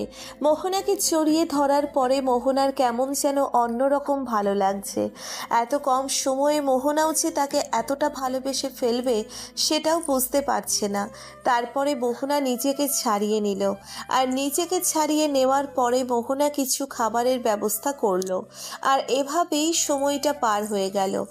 আর রাতের বেলা মোহনা আকাশের রুমে আসলো, আর রুমে আসার পরে দেখলো আকাশ কম্বল নিয়ে শুয়ে আছে। মোহনা কিছুটা অবাক হয়ে গেল, কারণ এই গরমের মধ্যে সে এভাবে শুয়ে আছে। মোহনা তার কপালে গিয়ে হাত রাখলো, আর কপালে হাত রাখার পরেই দেখতে পেল জ্বরে গা পুড়ে যাচ্ছে। তাড়াতাড়ি করে মোহনা বাইরে আসলো, আর বাহিরে আসার পরে দেখতে পেল নেহাল সেখানে নেই। আর রাকিবকে বলল তাড়াতাড়ি করে ঔষধ নিয়ে আসার জন্য। আর কিছুক্ষণ পরেই রাকিব ঔষধ মোহনাকে দিল। সবাই অনেক খুশি, কারণ আকাশের জন্য এখন মোহনা আছে, এতে সবাই অনেক খুশি। সবাই মোহনাকে পছন্দ করেছে। মোহনা সবার সামনে পর্দা করে কথা বলে, এটা সবারই ভালো লাগছে, কারণ ভাইয়ের জীবনে এমন একটা মানুষ এসেছে, এটাই ওরা চেয়েছিল। কিন্তু আজকে সারাদিন নেহালকে কোথাও দেখা গেল না। মোহনা তাকে ঔষধ খাইয়ে দিল, আর এভাবেই পার হয়ে গেল 2টা দিন। আকাশ সুস্থ হয়ে গেল। হঠাৎ করে অসুস্থ হয়ে যাওয়ার কারণটা মোহনা এখনও খুঁজে পাচ্ছে না। হয়তো ডিপ্রেশনের কারণে এমনটা হয়ে গেছে, কারণ তার ভিতরে কতটা আগুন চলছে এটা তার কাছ থেকেই জানা যাবে। আকাশ সম্পূর্ণ সুস্থ, এখন ব্যালকনিতে বসে আছে, আর পাশে মোহনা দাঁড়িয়ে আছে তার পাশে। আর তখন আকাশ মোহনাকে বলতে লাগলো, তুমি এই 2 দিন এখানে ছিলে? মান সম্মান চলে যাওয়ার আগে তুমি তোমার বাসায় যাও, না হলে লোকে তোমাকে খারাপ বলবে। আমি চাই না তোমাকে কেউ কোনো কথা বলুক। এসব কথার মানে কি? আমি কেন তোমার এখানে আছি বুঝো না? আমাকে কে কি বললো না বললো সেটা আমার দেখার বিষয় না। তুমি কেন আমাকে তাহলে নিজে থেকে ভালোবাসতে গেলে? আমি তো নিজে থেকে যাইনি। দেখো, আমি এখন বিয়ে করতে পারবো না। আমি সবকিছু বুঝতে পারছি, কিন্তু এখন বিয়ে করলে কি হবে ভেবে দেখেছো? এখনো অনেক কাজ করার বাকি আছে। আমি এখন তোমার কাছ থেকে এসব কথা শুনতে চাই না। আমি তোমার কাছ থেকে অন্য কোনো কথা শুনতে চাই। আমি তোমাকে আজকে আমার নিজের করে পেতে চাই। আমি মানুষের কাছে মুখ দেখাতে পারবো না। তুমি যদি আজকে আমাকে বিয়ে না করো তো আমি সোজা সুইসাইড করতে চলে যাব, কারণ এটা ছাড়া আমার আর কোনো কিছুই করার নেই। আকাশ আর কোনো কথা বলতে পারল না, কারণ মোহনা অনেক কান্না করেছে তার জন্য। সে আর চায় না যে মোহনা তার জন্য আরও কান্না করে সে অসুস্থ হয়ে যাক। তারপরে আকাশ মোহনাকে নিয়ে কাজী অফিসে চলে আসে, আর কাজী অফিসে আসার পরে তারা দুজনেই কাজী অফিসে বিয়ে করে নেয়। বিয়ে করার পরে মোহনা অনেক খুশি, কিন্তু আকাশের বুকের মধ্যে প্রতিশোধের আগুন জ্বলছে। আকাশ গাড়ি ড্রাইভ করে বাসায় ফিরছে, আর বাসায় ফেরার সময় সে মোহনাকে বলতে লাগলো তাকে বিদেশে পাঠিয়ে দেওয়ার জন্যে। কিন্তু এটা শোনার পরে মোহনা অনেকটা রেগে গেল, আর রেগে গিয়ে আকাশকে অনেক কথাবার্তা শুনিয়ে দিল। আর এসব কথাবার্তা শুনে আকাশ মুচকি মুচকি হাসছে, আর এটা দেখে মোহনা আরও বেশি রেগে গেল। তারপরে ঠান্ডা মাথায় বুঝিয়ে বলল তার এই দেশে থাকা একদম নিরাপদ নয়, তাকে অন্য কোনো দেশে পাঠিয়ে দিবে। যখন সব কিছু স্বাভাবিক হয়ে যাবে তখন আবার সে দেশে ফিরে আসবে। এটা শোনার পর মোহনা কোনোভাবেই আকাশকে ছেড়ে যেতে চাইছে না, কিন্তু এটা তো করতে হবে, না হলে ওরা আর আকাশের সঙ্গে না পেরে ওরা মোহনার কোনো ক্ষতি করতে পারে। আর আকাশ এটারই সবচেয়ে বেশি ভয় পায়। আকাশ গাড়ি চালিয়ে বাসায় চলে আসে। আগে বাসাটা একা পড়ে থাকতো, কিন্তু এখন তার মানুষ হয়েছে। কিন্তু সেই মানুষটা কালকে চলে যাবে বিদেশে, তাকে ছাড়া থাকতে হবে, এটার কষ্ট একমাত্র আকাশই বুঝতে পারছে। আকাশ খুব ভালো করে বুঝতে পারছে যে মোহনার অনেক কষ্ট হবে, তাই আজকে মেয়েটাকে আর কোনো কথা বলা যাবে না, কারণ মেয়েটা তাকে তার জীবনের চেয়েও অনেক বেশি ভালোবাসে। আকাশ বাসায় এসে ফ্রেশ হয়ে নেয়। ফ্রেশ হওয়ার পরে সে ল্যাপটপ নিয়ে কাজ করতে বসে, আর কিছুক্ষণ পরেই মোহনা আকাশের জন্য কফি নিয়ে আসলো। আর কফি নিয়ে আসার পরে আকাশ কফি খেতে লাগলো, আর তখন মোহনার দিকে তাকায়। আর মোহনার দিকে তাকাতেই দেখতে পেল মোহনা কালো শাড়ি পরেছে। মোহনাকে দেখতে অসম্ভব সুন্দর লাগছে। আকাশ ল্যাপটপ রেখে তার দিকে এগিয়ে যায়, আর এগিয়ে যাওয়ার পরে মোহনার পিছনে যেতে থাকে। আর মোহনা পিছনে যাওয়ার পরেই সে দেওয়ালের সঙ্গে থেমে গেল। আর তখন আকাশ দুই হাত দেওয়ালের সঙ্গে চেপে ধরে মোহনার ঠোঁটজোড়া দখল করে নিল। আর মোহনাও রেসপন্স দিতে লাগলো। আর 10 মিনিট পরে আকাশ মোহনাকে ছেড়ে দিল। আর মোহনাকে ছেড়ে দেওয়ার পরে মোহনা দৌড়ে রান্নাঘরে চলে গেল। আর আকাশ হাসতে লাগলো। রাতের বেলা দুজনে খাবার খাওয়ার পরে মোহনা আকাশের বুকের উপর শুয়ে আছে আর দুষ্টুমি করছে। আকাশ এসব দুষ্টুমি দেখে তার দিকে তাকিয়ে আছে আর মাঝে মাঝে ফাজলামো করছে। আর কিছুক্ষণ পরেই মোহনা হঠাৎ করে আবারও আকাশের ঠোঁটজোড়া দখল করে নেয়। আর দখল করার পরে প্রায় 5 মিনিট পরে ছেড়ে দিল। আর এভাবেই দুজনে মিলে হারিয়ে গেল এক অজানা রাজ্যে। ফজরের সময় আকাশের বুকে ঘুমিয়ে আছে মোহনা। মোহনাকে ডাকতে লাগলো কারণ তার সকাল 10টায় ফ্লাইট, তাকে রেডি হতে হবে। কিন্তু মোহনা কোনোভাবেই ঘুম থেকে উঠছে না। তারপরে আকাশ তাকে অন্য পাশে রেখে ও নিজে উঠে ফ্রেশ হয়ে নেয়। আর ফ্রেশ হয়ে মোহনার জন্য চা নিয়ে আসে। মোহনাকে ঘুম থেকে উঠিয়ে মোহনা চা খেয়ে নেয়। আর মোহনা চা খাওয়ার পরে মোহনা গোসল করতে চলে গেল। 10 মিনিট পরে মোহনা গোসল শেষ করে বের হলো। আর গোসল শেষ করে বের হওয়ার পরেই মোহনার মনটা খারাপ। মোহনাকে রেডি হতে বলল আকাশ, আর আকাশও রেডি হয়ে নিল। তারপরে দুজনে মিলে নাস্তা করে বের হয়ে পড়ল। আর আকাশ গাড়ি চালিয়ে যাচ্ছে, মোহনা কান্না করছে আকাশের এক হাত ধরে। আর হঠাৎ করেই পেছন থেকে গুলি করতে লাগলো। আকাশ তাড়াতাড়ি করে গাড়ি চালাতে লাগলো, কারণ এখন মোহনার সঙ্গে আছে, কোনোভাবেই কোনো কিছু করা যাবে না। এটা ভেবেই আকাশ কোনো কিছু করলো না। আকাশ এয়ারপোর্টের সামনে চলে আসলো। আর এয়ারপোর্টে এসে আকাশ মোহনাকে ভিতরে যেতে বলল, কিন্তু মোহনা তাকে ছেড়ে যেতে চাইছে না। তখন আকাশ বলতে লাগলো, বিড়ালের মতো 100 বছর বেঁচে কোনো লাভ নেই, সিংহের মতো 1 ঘন্টা বাঁচলেও আমি খুশি। আর তোমার হাজবেন্ড আগে যেমন বীরপুরুষ ছিল, এখনও বীরপুরুষই থাকবে। বিড়ালের মতো কখনোই বাঁচতে শেখেনি, মাথা উঁচু করে বাঁচতে শিখেছি। ব্যাংককে তোমাকে 2টা মেয়ে রিসিভ করবে। ওই 2টা মেয়ে হলো আমার হয়ে কাজ করে ওখানে। তুমি ওখানে ভালো থাকবে। প্লিজ তুমি আর কোনো কথা বলো না, চলে যাও। আমি তোমাকে পরে যখন বলবো তখন তুমি দেশে ফিরবে। আর তুমি তো খবর পাবেই। সেটা না হয় আমি বুঝতে পারলাম, কিন্তু আপনার যদি কোনো কিছু হয়ে যায় তখন আমি কি করব? আপনি জানেন না আমি আপনাকে ঠিক কতটা ভালোবাসি। আমি আপনাকে ছাড়া থাকতে পারবো না। প্লিজ আপনি আমার জন্য হলেও সেফ থাকবেন, কথা দিন। আকাশ আর কোনো কথা না বলে মোহনাকে শক্ত করে জড়িয়ে ধরলো। মোহনাকে জড়িয়ে ধরার পরে মোহনা কান্না করতে লাগলো।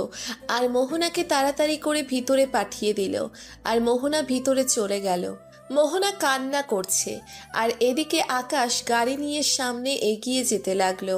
আর আকাশ গাড়ি থেকেই গুলি করতে লাগলো। ওরা আকাশের এমন পাগলামি দেখে ওরা দ্রুত গতিতে গাড়ি চালিয়ে চলে যাচ্ছে। আকাশ সেই অনুযায়ী তাদেরকে ধরার জন্যে যাচ্ছে। আকাশ সবাইকে কল দিয়ে রেডি হতে বলল। আর আকাশ এমনিতেই ওদেরকে ছেড়ে দিল। আর ছেড়ে দেওয়ার পরে আকাশ সরাসরি মন্ত্রীর বাসায় চলে আসলো। আর মন্ত্রীর বাসায় আসার পরে মন্ত্রীকে দেখলো কিছু আলোচনা করছে। আর সরাসরি মন্ত্রীর কাছে গেল। আর মন্ত্রীর কাছে যাওয়ার পরে সবকিছু জানালো। আর আকাশ বলতে লাগলো, আমার দেরি করা ঠিক হবে না। আমি আমার নিজের প্রতিশোধ নিয়ে নেব। আর এখানে যদি কেউ আসে তাহলে আমি তাদেরকে বাঁচিয়ে রাখবো না, মেরে ফেলবো। এমনকি আপনিও যদি আসেন আপনাকেও মেরে ফেলবো। আমার বাবা ছিলেন আন্ডারওয়ার্ল্ডের রেটিং, আর আমি তারই হচ্ছে ছেলে। আমার রক্তের মধ্যে আন্ডারওয়ার্ল্ড মিশে গিয়েছে। এসব ভয় আমাকে দেখিয়ে কোনো লাভ নেই। আমি আপনাকে সাবধান করতে এসেছি। আপনাকে আমি শ্রদ্ধা করি, কারণ আপনি আমার বাবার বন্ধু ছিলেন। তার জন্য আমার বাবাকে ওরা নৃশংসভাবে হত্যা করেছে। আমি সেটার প্রতিশোধ নেব। এর মধ্যে যদি কেউ আসার চেষ্টা করে আমি ভুলে যাব যে আপনারা আমার বন্ধু ছিলেন। আর আমি কি করতে পারি না করতে পারি এটা মনে হয় না আপনাকে আর নতুন করে বুঝিয়ে দিতে হবে। তুমি তোমার বাবা মার প্রতিশোধ নেবে, এটা আমিও চাই। তোমার বড় ভাইকেও ওরা মেরে ফেলেছে, না হলে তোমার জায়গায় তোমার বড় ভাই বসতো। তবে সব কিছুর চেয়ে তোমরা 2 ভাইয়ের মধ্যে তুমি ছিলে সবচেয়ে বেশি বুদ্ধিমান এবং শক্তিশালী। তোমার বাবার সঙ্গে আমার কথা হয়েছিল যে তোমার বাবার পরে নাকি তোমাকে এই দায়িত্বটা দেওয়ার কথা ছিল।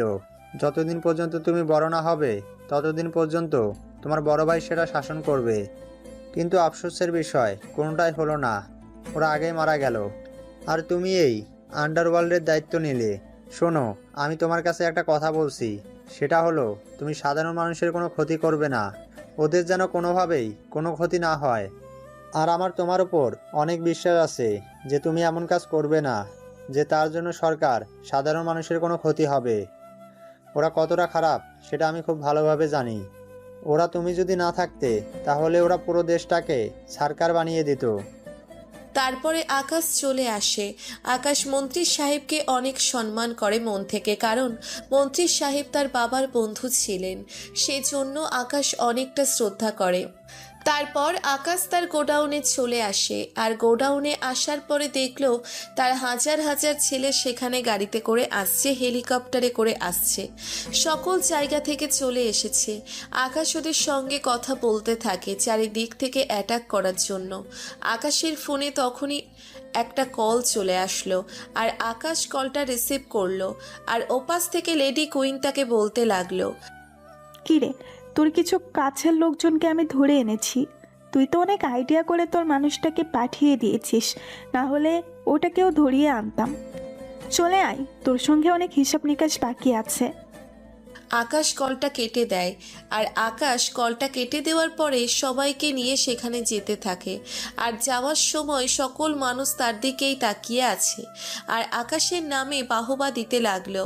আকাশ হেলিকপ্টারে করে যাচ্ছে, আর কিছুক্ষণ পরে হেলিকপ্টার সেই জায়গায় চলে আসলো, আর হেলিকপ্টার থেকে নামলো। আর আকাশ সেখান থেকে নামার পরে সবাইকে বুঝিয়ে দিল আশেপাশে থাকার জন্য, ওরা যেন কোনোভাবেই বুঝতে না পারে যে আকাশ সবাইকে নিয়ে এসেছে। আকাশ ভিতরে প্রবেশ করলো, আর ভিতরে প্রবেশ করার পরেই দেখতে পারল লেডি কুইন, ডেভিল কিং এবং আরও কিছু বেইমানদেরকে, যারা বেইমানি করে তাকে এতটা ক্ষতি করেছে।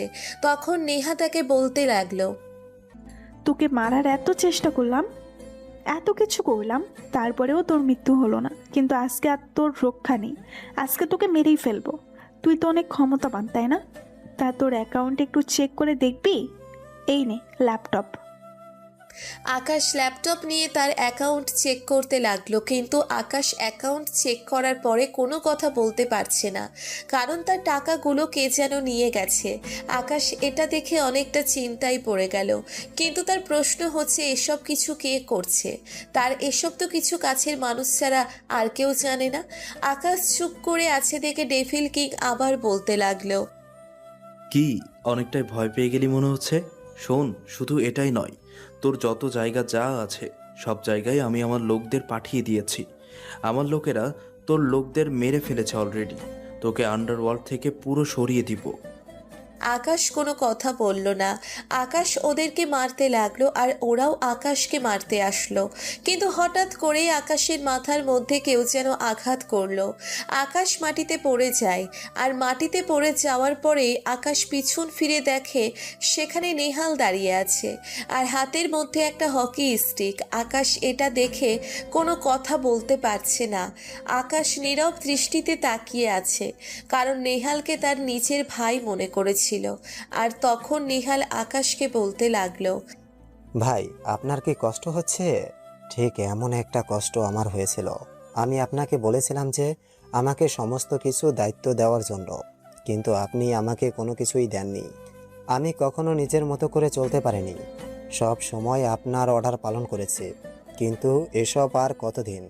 আমারও তো রাজত্ব করতে মন চায়, তাই না? আপনার সঙ্গে থাকলে আমি কখনোই রাজত্ব করতে পারতাম না, তার জন্যই তো আমি এমনটা করেছি।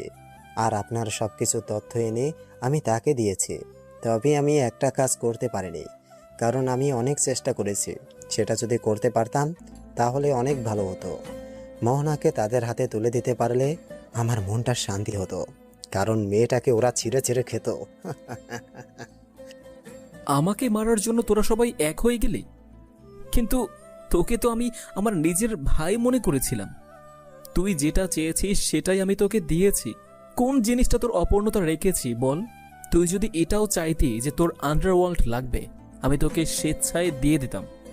কিন্তু এত বড় বেইমানিটা কেন করতে গেলি? তুই জানিস আমি বেঈমানদেরকে একদম পছন্দ করি না। তুই কি আমার বাবা মায়ের হত্যার সঙ্গে জড়িত ছিলি? আরে, আপনি তো পুরনো কথা মনে করিয়ে দিয়েছেন। হ্যাঁ, আমি আপনার বাবাকে হত্যা করেছি। একা পেয়ে তার সুযোগ নিয়ে আমি তাকে হত্যা করেছি, তাও আবার বালির চাপা দিয়ে, ঘুমের মধ্যে।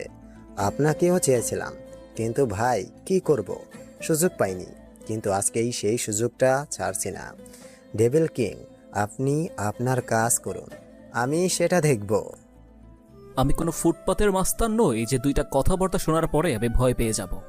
আমি আগেও যেমনটা কিং ছিলাম, এখনো কিং আছি, আর ভবিষ্যতে কিংই থাকবো। বিড়ালের মতো কখনো বাঁচতে চাই না, সিংহের মতো 1 ঘন্টা বাঁচলেই আমার হবে। কিন্তু এই 1 ঘন্টা তোদের জন্য অনেক খারাপ হয়ে যাবে। আকাশ উঠে পড়ল, আর উঠে পড়ার পরে একটা মেশিন গান নিয়ে সবাইকে গুলি করতে থাকে। আর আকাশের এমন গুলি দেখে সবাই বড় ভয় পেয়ে গেল। আর সবাই বুঝতে পেরেছে আকাশ তার আগের রূপে ফিরে এসেছে। আর তখনই চারিদিক থেকে গোলাগুলির শব্দ ভেসে আসলো। আকাশ মাইক্রোফোনে বলে দিল সবাইকে গুলি করার জন্য। আর সবাই এসে অনুযায়ী গুলি করতে লাগলো। আর এভাবেই অনেকগুলো গুলি চলার পরে ওরা অনেকেই মারা যায়। ওদের অনেক মারা যাওয়ার পরে লেডি কুইন এবং ডেভিল কিং ওরা অনেকটা ভয় পেয়ে যায়। আর ভয় পেয়ে ওরা পালাতে থাকে, কিন্তু আকাশ তাদেরকে ধরে ফেলে। আর ধরে ফেলার পরে লেডি কুইনকে মারতে থাকে, আর মারতে মারতে পুরো আধমরা করে ফেলে। আর আধমরা করে ফেলার পরে লেডি কুইনের গলা কেটে দেয়। আর গলা কেটে দেওয়ার পরে লেডি কুইনকে অ্যাসিডের মধ্যে ফেলে দেয়। আর সেখানেই লেডি কুইনের দেহটা টকবক করে পড়ে থাকে আর রক্তে লাল হয়ে যায়। এটা ডেভিল কিং দেখার পরে সে অনেকটা ভয় পেয়ে যায়। আর আকাশ গিয়ে তাকেও মারতে থাকে। ও মার সহ্য করতে না পেরে আকাশের কাছে ডেভিল কিং মাপ চাইতে থাকে, কিন্তু আকাশ এটা দেখে পাগলের মতো হাসছে। আকাশের এমন হাসি দেখে সে আরও বেশি ভয় পেয়ে যায়। আর আকাশ ডেভিল কিংকে চেয়ারের সাথে বসালো, আর বসানোর পর তার হাতের কিছু অংশ কেটে দেয়।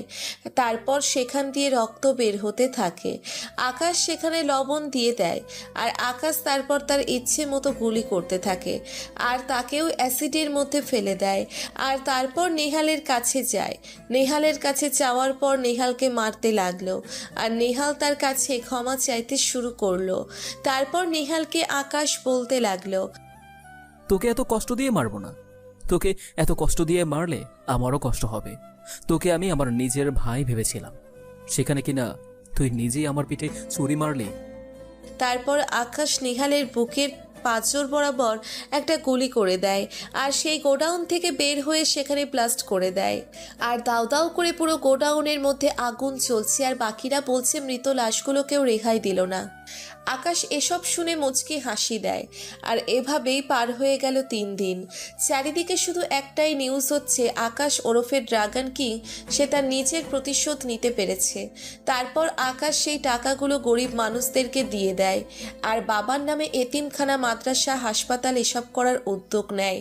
আর এদিকে মোহনাকে ফিরে আসতে বলে। আকাশ সকল কাজ ফেলে রেখে রাত 10টার দিকে এয়ারপোর্টে আসছে।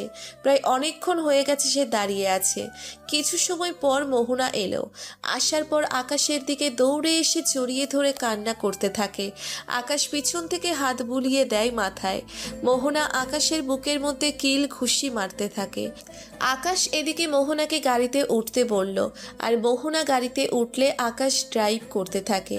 আর তখনই আবারও মোহনা এসে এক হাত জড়িয়ে ধরল আর বলতে লাগলো, কথা দাও আমাকে আর কখনো তুমি দূরে রাখবে না।